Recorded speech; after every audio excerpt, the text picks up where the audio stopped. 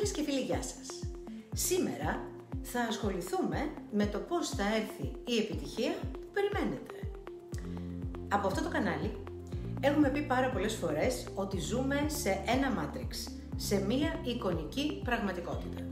Σε μία μεγάλη μήτρα που περιβάλλει τον πλανήτη, είναι ηλεκτρομαγνητική, ενεργοπληροφοριακή, αποτελείται από συγκεκριμένα προγράμματα ιδεών, τα οποία σε μεγάλο βαθμό, είτε ως αρχέτυπα, είτε ως παγιωμένες προγραμματικές απόψεις, έρχονται, συνδέονται με τον εγκέφαλο και ρυθμίζουν τις ανθρώπινες αντιλήψεις, τις ανθρώπινες πεποιθήσεις και κατά συνέπεια και τον τρόπο λειτουργίας των ανθρωπίνων όντων. Σας παρακαλώ πολύ, σταματήστε να σκέφτεστε με τον τρόπο που σκέφτεστε μέχρι σήμερα, γιατί όπως και εσείς έχετε διαπιστώσει, είναι αδιέξοδος. Παράγει στη ζωή σας τα ίδια και τα ίδια. Εσείς καταβάλλετε προσπάθειες και στο τέλος οι περισσότερες από αυτές πέφτουν στο κενό. Να σας θυμίσω το απόφθεγμα του Αϊνστάιν που λέει πως τρελός είναι όποιος κάνει κάτι συνεχώς με τον ίδιο τρόπο, αλλά περιμένει να πάρει άλλο αποτέλεσμα. Να τολμήσω να ρωτήσω, μήπως συναντάτε τον εαυτό σας μέσα σε αυτή την ανάγνωση του Αϊνστάιν για τον παραλογισμό? Αυτά που μαθαίνουμε στις οικογένειές μας, στη ζωή μας, στο σχολείο μας και στο πανεπιστήμιό μας, σε ένα μεγάλο μέρος τους είναι καλά και χρήσιμα. Αλλά και σε ένα άλλο επίσης μεγάλο μέρος τους δεν έχουν καμία σχέση ούτε με την αλήθεια, η οποία είναι πάντα μία, μοναδική και αδιάσυστη, αλλά ούτε και με τη δυνατότητα αληθινής βελτίωσης, πρόοδου και αναβάθμισης του εαυτού μας. Γι' αυτό δεν έρχεται η επιτυχία, γιατί δεν ξέρετε πώς να τη φέρετε. Κοπιάζετε, αλλά με τον λάθος τρόπο. Πολεμάτε, δίνετε μάχες, αλλά σε λανθασμένο πεδίο μάχης και με λάθος στρατό. Στο τέλος στέκεστε αποκαμωμένοι, κατηγορώντας πότε τον εαυτό σας, πότε το σύμπαν, πότε το Θεό και πότε κάτι εντελώς άγνωστο που το ονομάζετε τύχη. Στην πραγματικότητα είναι σαν να παίζετε χαρτιά σε ένα τραπέζι γεμάτο με απατεώνες και αντί να σηκωθείτε να φύγετε, στέκεστε εκεί και περιμένετε πότε επιτέλους θα έρθει και η δική σας σειρά να πάρετε μία παρτίδα. Η επιτυχία λοιπόν δεν μπορεί να σας ακουμπήσει επειδή απλώς εύχεστε για εκείνη να έρθει να σας βρει. Η επιτυχία θα έρθει όταν όμως καταφέρετε να δονείστε με τον τρόπο που χρειάζεται. Το σώμα σας, το πνεύμα σας, το μυαλό σας θα πρέπει να είναι συντονισμένο με το στόχο και το σκοπό της επιτυχίας σας. Έχετε αντιληφθεί ότι καθημερινά σπαταλάτε το χρόνο σας και την ενέργειά σας σε πρόσωπα και καταστάσεις που μπορεί να μην είναι καθόλου χρήσιμα για το σκοπό σας?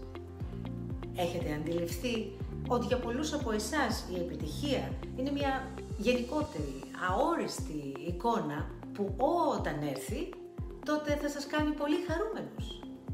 Έχετε ποτέ καταλάβει ότι ενώ επιθυμείτε να βιώσετε μια μεγάλη επιτυχία, δεν είστε και πολύ σίγουροι αν την αξίζετε? Έχετε ποτέ μετρήσει πόσο μεγάλες είναι οι ενοχές σας απέναντι σε υλικά ή ακόμη και πνευματικά αγαθά? Έχετε ποτέ σκεφτεί αν η αφοσίωσή σας σε άλλους ανθρώπους, στην προσωπική ή στην επαγγελματική σας ζωή, αγγίζει τα όρια της δουλείας? Σας προτρέπω καταρχάς να δείτε καλά μέσα σας και να απαντήσετε με ειλικρίνεια αν σας συμβαίνει κάτι από τα παραπάνω ή και όλα μαζί. Στη συνέχεια πρέπει να δώσετε μια μεγάλη μάχη και να αποφασίσετε να βγείτε έξω από το κουτί που συγχρονίζονται και όλοι οι υπόλοιποι, ώστε να δημιουργήσετε ένα νέο, δικό σας, ένα κουτί με όρια πολύ συγκεκριμένα, που θα περιλαμβάνει ξεκάθαρα τους στόχους σας, τις βλέψεις σας, τα όνειρά σας και κάθε τι που σας κάνει ευτυχισμένους. Αν κερδίσετε αυτή τη μάχη, του να πάψετε δηλαδή να βρίσκεστε σε ένα γενικότερο σύνολο που ονομάζεται μάζα και να επιτρέψετε στον εαυτό σας να μετατραπεί σε άτομο, τότε μπορείτε να προχωρήσετε παρακάτω. Πώς θα το κάνετε αυτό? Ξεκαθαρίστε πάρα πολύ καλά μέσα σας ποια είναι η εικόνα που έχετε για τον εαυτό σας στο μέλλον. Πώς θέλετε δηλαδή να είναι η ζωή σας σε 1, 2, 3 χρόνια από τώρα. Στη συνέχεια, υποστηρίξτε απολύτως αυτή την εικόνα, κάνοντας μόνο πράξεις οι οποίες θα είναι ευεργετικές για αυτό σας το στόχο, για αυτό σας το σκοπό. Επειδή καταλαβαίνω πως οι περισσότεροι άνθρωποι ζορίζεστε να κατανοήσετε πώς ακριβώς δηλαδή θα το κάνουμε αυτό, θα σας φέρω ένα παράδειγμα. Αν δεν σας αρέσει η εργασία που κάνετε και έχετε αποφασίσει να την αλλάξετε κάνοντας καινούριες σπουδές, χρειάζεται να διαθέσετε χρόνο για να διαβάσετε για το πανεπιστήμιό σας, αλλά οι φίλοι σας θέλουν να βγείτε συχνά έξω και σας μέμφονται γιατί δεν τους ακολουθείτε.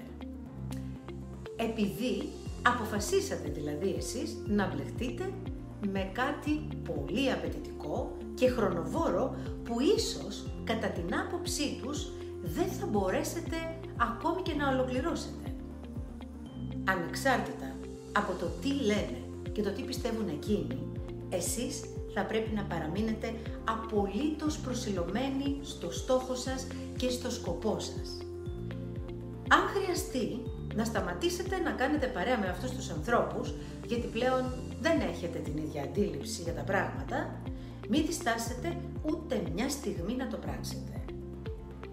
Λίγο πιο κάτω, να είστε σίγουροι ότι θα σας περιμένουν πολύ καλύτερες παρέες, αλλά και μια πολύ καλύτερη ζωή σε όλα τα επίπεδα.